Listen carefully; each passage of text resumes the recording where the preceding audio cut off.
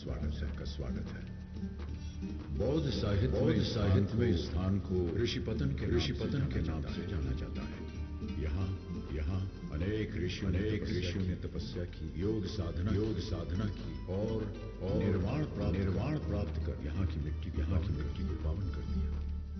इसका एक और प्राचीन नाम है मृगदाव, यानी हिरणों का झुंड। यहाँ के उपवन में हर तरफ कुलांचे मारते हिरण नजर आते थे। लगभग 2700 साल पहले यहीं की पगडंडियों पर अंकित हुए थे बुद्ध के चरण चिन्ह। तथागत के चरण स्पर्श से तीर्थ बन गई थी सारनाथ की ये पुण्य धरा। इस स्थान से जहां आप बैठे हैं, बुद्ध ने अपना पहला धर्मोपदेश दिया और शुरुआत की एक नई विचारधारा की, जो आज भी मानव जाति के लिए सार्थक है। तो चलिए इतिहास के पन्नों को पलटें, यहां की गूंजती आवाजों को सुनें और बुद्ध के कथन को अपने जीवन में उतारें।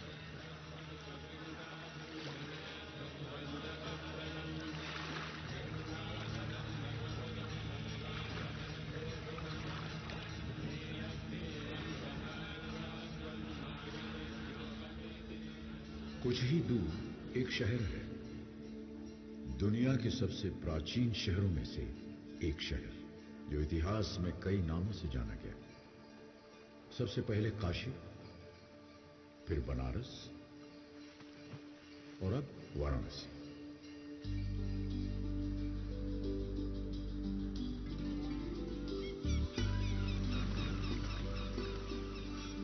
मंदिरों की नगरी है ये, बाबा विश्वनाथ की नगरी।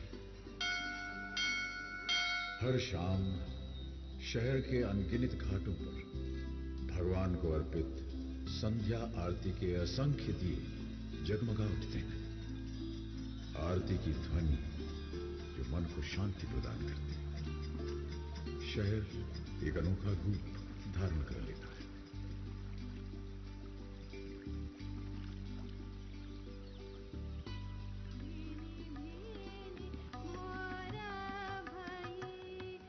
यहां कई प्रसिद्ध संगीतकारों ने जन्म लिया और पले बढ़े।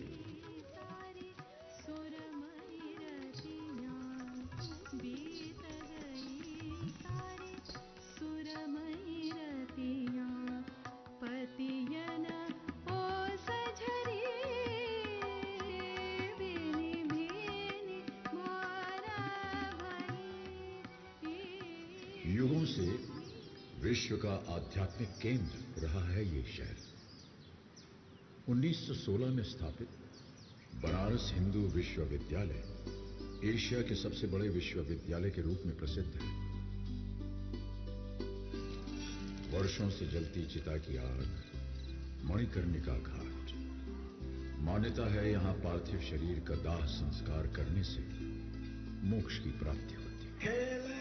मसाने में होई दिगंबर खेले, मसाने में होई। महादेव तो रोज यहाँ होली खेलते हैं, रोज होलिका दहन होता है।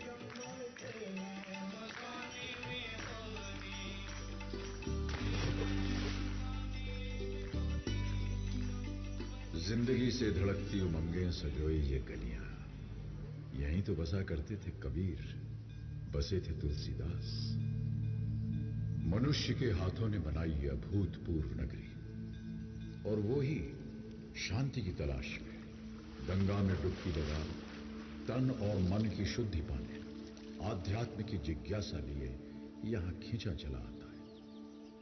वाराणसी सिर्फ एक प्राचीन नगरी ही नहीं, मनुष्य और उसकी श्रद्धा का इतिहास है। ये शहर कैसे बसे, इनको बनाया किसने? इन प्राचीन शहरों में बने राजमहल, ये किले इस बात का प्रतीक है कि यहां राजाओं का साम्राज्य रहा होगा। उन्होंने इन शहरों का, राज्यों का निर्माण किया होगा। कुछ शासक जो इतिहास के गलियारे में खो गए, और कुछ जिन्होंने इतिहास में अपनी जगह बनाई। कुछ ऐसे जिन्होंने क्षत्रिय वंश में जन्म तो लिया, लेकिन योद्धा नहीं बने, राज्य की सीमाएं नहीं बढ़ाई। आज आपको सुनाते हैं एक ऐसे राजकुमार की कहानी जो जन्मा तो राजघराने में, लेकिन सुख सुविधा और राजसी जीवन को त्याग आम मनुष्य के जीवन को सुधारने एक आध्यात्मिक पथ पर निकल पड़ा। कई वर्षों पहले एक शासक राजा शुद्धोदन और उनकी रानी माया देवी के परिवार में पुत्र ने जन्म लिया। यह बालक किसी महल में नहीं बल्कि एक उपवन में पैदा हुआ। लुंबिनी उपवन में एक राजकुमार ने जन्म लिया। उसके चेहरे पर पड़ रही सूरज की रोशनी उसे एक अलौकिक चमक दे रही थी। शायद ये कोई संकेत था। ग्रहों की स्थिति समझकर यह धारणा भी बनी कि यह बालक या तो एक महान राजा बनेगा या फिर एक आध्यात्मिक गुरु। बालक का नाम सिद्धार्थ रखा गया। राजा शुद्धोदन चाहते थे कि राजकुमार समय आने पर वंश को आगे बढ़ाए और एक महान राजा बने। वो सिद्धार्थ की तकदीर बनाने में लग गए या उनका ऐसा भ्रम था। समय बीता और सिद्धार्थ 29 साल के हो गए। क्षत्रिय वंश के एक लंबे चौड़े खूबसूरत राजकुमार। वो राजकुमार जिन्होंने अपने जीवन के 29 वर्ष महल की चारदीवारी में हर संभव सुख साधन के साथ व्यतीत किए, बाहर की दुनिया से पूरी तरह अनजान। एक दिन महल के प्राचीर पर खड़े सिद्धार्थ ने नीचे देखा।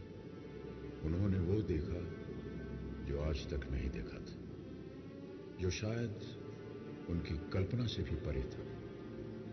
उनके मन में सवाल उठे, वहां क्या है? किस तरह के लोग वहां रहते हैं?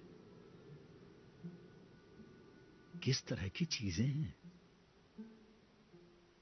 मैं जानता नहीं, कभी देखा भी नहीं, पर देखना चाहता हूं।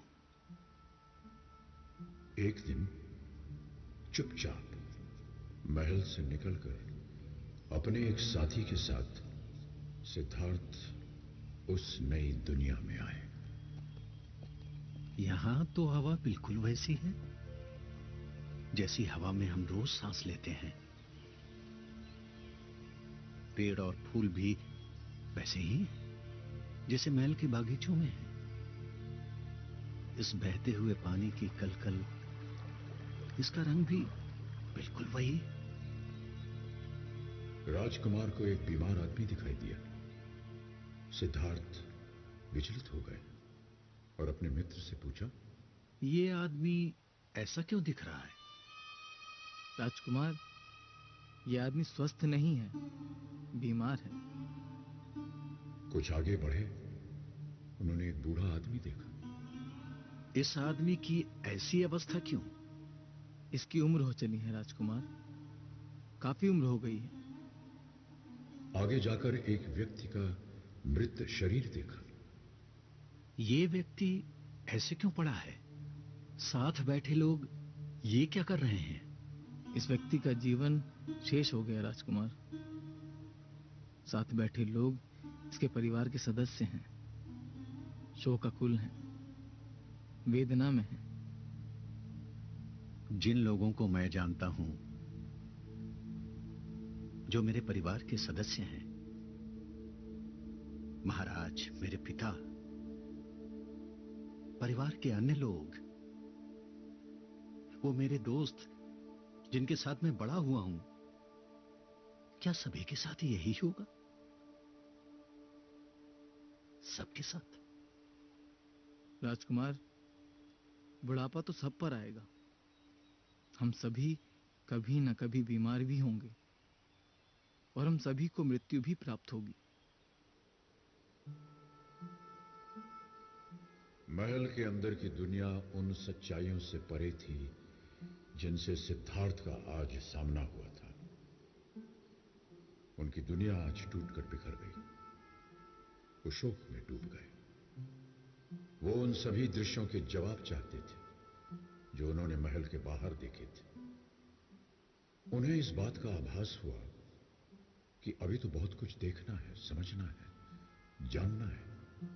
उनके मन की आवाज उन्हें बार बार कचोट रही थी कि वो उन सच्चाइयों के महज गूंगे दर्शक बनकर नहीं रह सकते। उन्हें उस सच्चाई को खोजना था जिनमें जीवन के जवाब छिपे थे। उस दिन के बाद सिद्धार्थ चुपचाप कई बार महल की सीमा के बाहर निकले, सच्चाई की तलाश में। उन्हें जवाब चाहिए थे। अपनी ऐसी ही एक यात्रा के दौरान सिद्धार्थ ने एक साधक को देखा जो गहरे ध्यान में लीन थे। उसकी आंखें धीरे से खुली और सिद्धार्थ की आंखों से मिली। उनके विचार जुड़े। सिद्धार्थ को उसी क्षण एहसास हुआ कि जो उत्तर वो बाहर खोज रहे थे वो तो उनके भीतर ही थे, उनके स्वयं के अंदर। उनका निश्चय आकार लेने लगा। अगर आसपास के लोगों को उनके दुख दर्द समझाने में मदद करनी है तो उन्हें स्वयं इस पहलू को समझना पड़ेगा, अन्यथा उनका अपना जीवन अधूरा रहेगा। उन्हें इस बात का एहसास हुआ कि सांसारिक गतिविधियों में लिप्त रहकर सच्चाई की खोज की यात्रा शुरू न हो सकेगी। उन्हें अपने वर्तमान जीवन की सुख सुविधाओं को, रिश्तों को, महल की चार दीवारी को त्यागना होगा।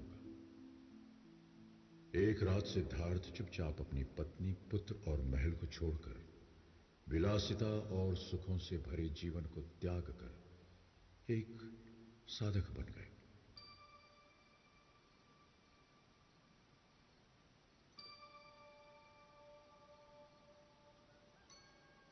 नए रास्तों और दिशाओं में चलते हुए सिद्धार्थ कई भिक्षुओं और ध्यान सिखाने वाले गुरुओं से मिले।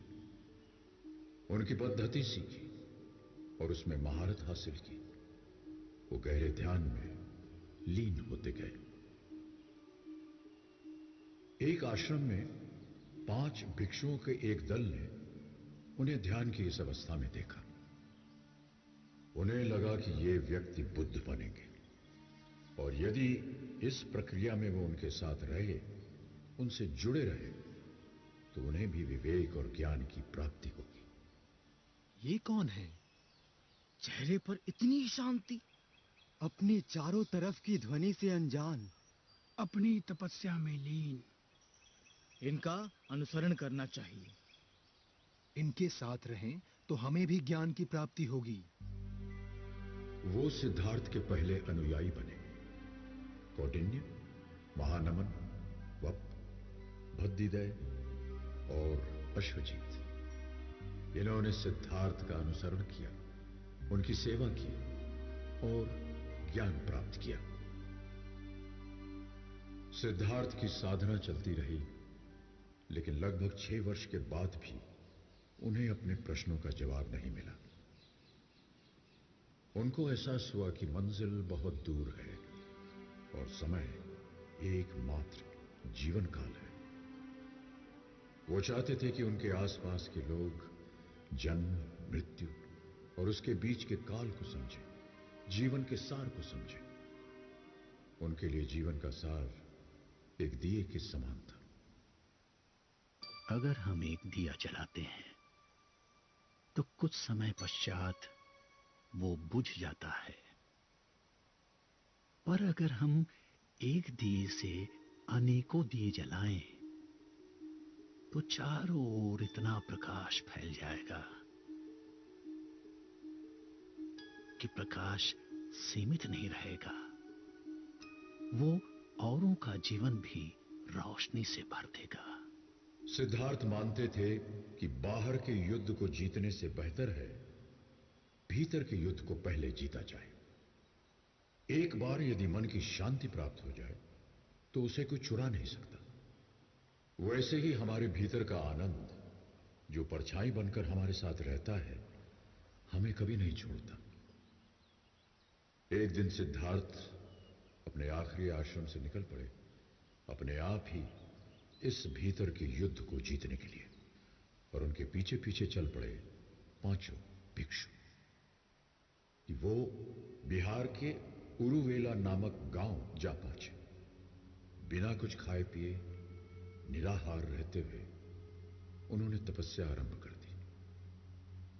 सिद्धार्थ अपने शरीर को कठोर यातना दे रहे थे, स्वयं को परीक्षा की चरम सीमा तक ले जाना चाहते थे। एक दिन ध्यान करते हुए सिद्धार्थ अचेत हो गए। जब होश आया, उन्होंने विचार किया कि सत्य की खोज का यह मार्ग सही नहीं था। हमारा शरीर एक वीणा की तरह है। यदि वीणा के तार ढीले छोड़ दिए जाएं, तो कोई स्वर नहीं निकलेगा, और यदि वीणा के तारों को कसते कसते ऐंठ दिया जाए तो टूट जाएंगे तार। ये सब विचार करते करते वे पास के ही गांव में एक गृहस्थ के द्वार पर पहुंचे। वहां पहुंचकर क्षीण कंठ से उन्होंने पुकार लगाई, भिक्षाम देहि। सिद्धार्थ का ये रूप देखकर पांचों अनुयायियों को लगा उनके साथ धोखा हुआ है। ये तो अपनी तपस्या छोड़ भिक्षा मांग रहे हैं। अपना ध्यान तोड़ दिया। ये कैसे सन्यासी हैं? जो अपने मार्ग से भटक जाए वो हमें क्या ज्ञान देंगे? हमें अपना मार्ग ढूंढना होगा, अपना पथ, वरना हम भी भटक जाएंगे। यही सोचकर उन्होंने सिद्धार्थ का साथ छोड़ दिया। और उधर सिद्धार्थ ने निरंजना नदी के किनारे एक पीपल के पेड़ के नीचे अपनी तपस्या और साधना का क्रम दृढ़ संकल्प से शुरू किया। चाहे काया कंकाल हो जाए, शरीर का खून सूख जाए, जब तक ज्ञान की प्राप्ति नहीं होगी, मैं इस स्थान से नहीं उठूंगा। अंततः लगभग 40 दिन बाद पूर्णिमा के दिन सिद्धार्थ के रूपांतरण का क्षण आ ही गया। उन्हें आत्मज्ञान प्राप्त हुआ। वे बुद्ध कहलाए। वो पीपल का वृक्ष आज बोधि वृक्ष के नाम से और स्थान बोध गया के नाम से जाना जाता है। बुद्ध सोचने लगे कि वो इस अलौकिक ज्ञान का प्रसार कैसे करें। कौन उनके इस ज्ञान को समझने के लिए पूर्ण तैयार है। उनका ध्यान उन 5 भिक्षुओं पर गया जो उन्हें छोड़कर जा चुके थे। बुद्ध निकल पड़े सारनाथ की ओर। यात्रा और ध्यान करते हुए बुद्ध सारनाथ पहुंचे। बुद्ध के कदम रखते ही वहां का सारा वातावरण मानो निशब्द हो गया। जो बुद्ध को साधना भ्रष्ट समझते थे, वो बुद्ध के चमकते चेहरे की अनोखी आभा देखकर विनम्र हो गए। कौटिन्य, महानमन, वप, भद्दीदय और अश्वजीत। बुद्ध अपने इन 5 पुराने शिष्यों को उस स्थान पर मिले जो आज चौखंडी स्तूप कहलाता है। उन 5 भिक्षुओं को एहसास हुआ कि बुद्ध के कृतियों को गलत समझना उनकी एक भारी भूल थी। उन्होंने बुद्ध के चरण पखारे और उनका आदर सत्कार किया। बुद्ध मुस्कुराए और अपने शिष्यों की जिज्ञासा भांपकर अपना पहला धर्मोपदेश देने के लिए इस परिसर के उस स्थान पर बैठे जिसे आज हम धम्मेक स्तूप के नाम से जानते हैं। अपने आध्यात्मिक यात्रा के दौरान मैंने जीवन के 4 सत्यों का अनुभव किया। मैंने इस मूल सत्य को जाना कि जीवन मरण का चक्र दुखों से घिरा है। दूसरा सत्य ये कि इन दुखों का कारण हमारी तृष्णाएं या इच्छाएं हैं। तीसरे सत्य ने एहसास करवाया कि इन इच्छाओं को त्यागने से ही जीवन के दुखों से मुक्ति मिलेगी। त्याग करने के लिए अपने आप को पीड़ा देने की जरूरत नहीं। सिर्फ अष्टांग आदर्शों वाले मध्य मार्ग को अपनाना होगा। यही वो चौथा सत्य है जिसे मैंने समझा, अपनाया और मोक्ष प्राप्ति की लक्ष्य की ओर चल दिया। बुद्ध कुछ दिन यही मूल गंधकुटी विहार में रहे। बुद्ध की शिक्षा बहुत साधारण थी। वे जीवन की तमाम समस्याओं को बड़े साधारण तरीके से सुलझाते थे। एक बार एक औरत अपने बेटे का मृत शरीर लेकर उनके पास आई और बोली, इसे जीवित कर दीजिए प्रभु, मेरे पुत्र को जीवित कर दीजिए, जीवित कर दीजिए। अवश्य कर दूंगा, पर इसे जीवित करने के लिए किसी एक ऐसे घर से सरसों के दाने लाने होंगे जहां कभी किसी की मृत्यु ना हुई हो। यह संभव नहीं था, क्योंकि मृत्यु जीवन का एक ऐसा सत्य है जिससे कोई बच नहीं सकता। यह बात औरत को समझने में देर नहीं लगी। एक बार एक किसान उन पर गालियां बरसाने लगा। थोड़ी देर बाद किसान थक गया, पर बुद्ध न तो विचलित हुए न ही नाराज। किसान रोने लगा और उनसे पूछा, मैं इतनी देर से तुम्हें गालियां दे रहा हूं, तुम्हें क्रोध नहीं आया? मेरे भाई, मैंने तुम्हारी गालियां स्वीकार कहां की? वो तो तुम्हारे पास ही है, तो मुझे क्रोध क्यों आएगा? क्रोध हमारा नहीं है। यह हमारी कोई मदद नहीं करता। यह हमारे मन की शांति नष्ट कर देता है। हमारे अंदर विचारों का, भावनाओं का कितना ही तेज मंथन हो, इसके स्थिर होने पर पता चलेगा कि पीछे एक ठहराव है, एक अलौकिक शांति।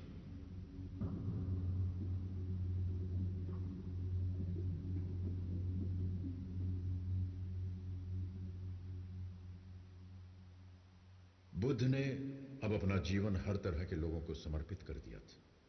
राजाओं, दासियों, सैनिकों, साधारण लोगों। उन्हें लगता था ये सब आत्माएं उस मटमैले पानी की तरह हैं जिनके नीचे व्याप्त शांति है, मगर वो सब उससे अनजान है। एक तालाब में जहां लोग स्नान करते हैं, अपने वस्त्र धोते हैं, तो तालाब का पानी कैसा दिखता है? गंदा दिखता है। पर क्या तालाब का पानी गंदा है? नहीं, पानी गंदा नहीं है। पानी को थोड़े समय के लिए विचलित न करें, उसे शांत रहने दें, तो सारी गंदगी थोड़ी देर में तालाब के तल में बैठ जाएगी और पानी पुनः अपने वास्तविक रूप में दिखाई देगा, शांत और स्वच्छ। बुद्ध ने संघ की स्थापना की और अपने पहले 60 भिक्षुओं को देश की अलग अलग दिशाओं में भेजा, ताकि वो लोगों से मिले और बुद्ध के विचारों को जन समूह तक पहुंचाए। बुद्ध एक और लंबी यात्रा पर आगे बढ़ चले। उनका लक्ष्य लोगों तक पहुंचना और अपने उपदेशों द्वारा उन्हें जीवन को सही तरह से जीने की राह दिखाना। शासकों का नाम उनके शासनकाल से, उनकी जागीर से जाना जाता है। किसका कितना बड़ा साम्राज्य था, किसने कितने समय तक राज किया और कैसा राज किया। ईस्वी पूर्व 3री शताब्दी में मौर्यकालीन शासक थे सम्राट अशोक। उन्होंने कलिंग साम्राज्य के साथ युद्ध छेड़ा और विजय प्राप्त की। लेकिन युद्ध के बाद जब उन्होंने चारों तरफ विनाश देखा, उनका दिल पश्चाताप से कुंठित हो गया।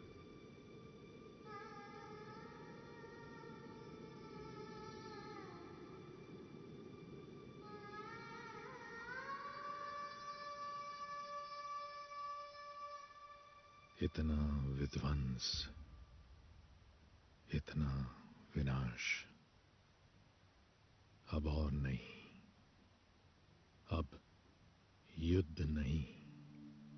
सम्राट अशोक के संवेदनशील हृदय ने अहिंसा, करुणा और मैत्री का धर्म, बौद्ध धर्म स्वीकार किया। उपासक बनकर उन्होंने धर्म प्रसार का कार्य आरंभ कर दिया और सारनाथ में बुद्ध से संबंधित कई स्मारकों का निर्माण करवाया। बाहर से जब आप यहां के इस प्रांगण की तरफ बढ़ते हैं तो थोड़ी दूर पर स्थित विशालकाय धम्मेक स्तूप आपकी नजरों से अलग नहीं होता। इस स्तूप का मूल निर्माण सम्राट अशोक ने ही कराया था।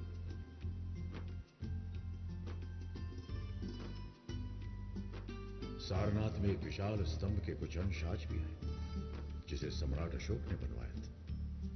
इस स्तंभ के ऊपर सम्राट का राज चिन्ह चतुर्भुज सिंह और धर्म चक्र बना हुआ था, जो आज भारत का राष्ट्र चिन्ह बन गया है।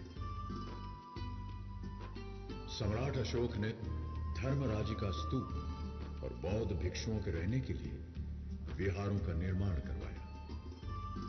सारनाथ में बुद्ध के निवास स्थल मूल गंधकुटी विहारा बनवाकर उन्होंने बुद्ध के प्रति अपनी श्रद्धा अर्पित की। बुद्ध थे तो एक आम मनुष्य, जो युवराज के रूप में पैदा हुए, अपने आसपास के जीवन को देखा, दुख दर्द को देखा और एक लंबी यात्रा पर निकल पड़े। उनकी देशना, उनके वचन हमारे वर्तमान दौर में और भी सार्थक है। सारनाथ भारत का एक बौद्ध तीर्थ है, बौद्ध धर्म का संपूर्ण संसार है। बुद्ध के चरणों की कंपन, उनके वाणी की गूंज मानो आज भी यहाँ के स्तूप, अशोक स्तंभ और विहारों के अवशेषों में बसी हुई है।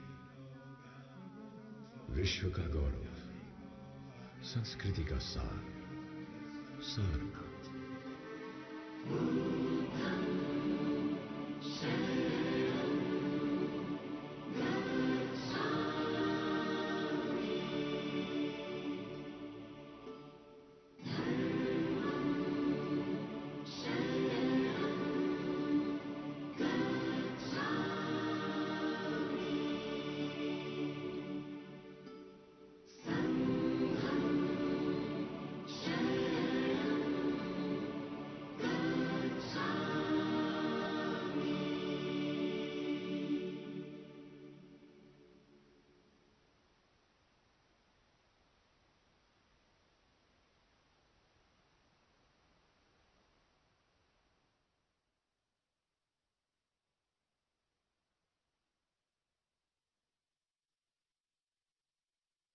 शरणं गच्छामि।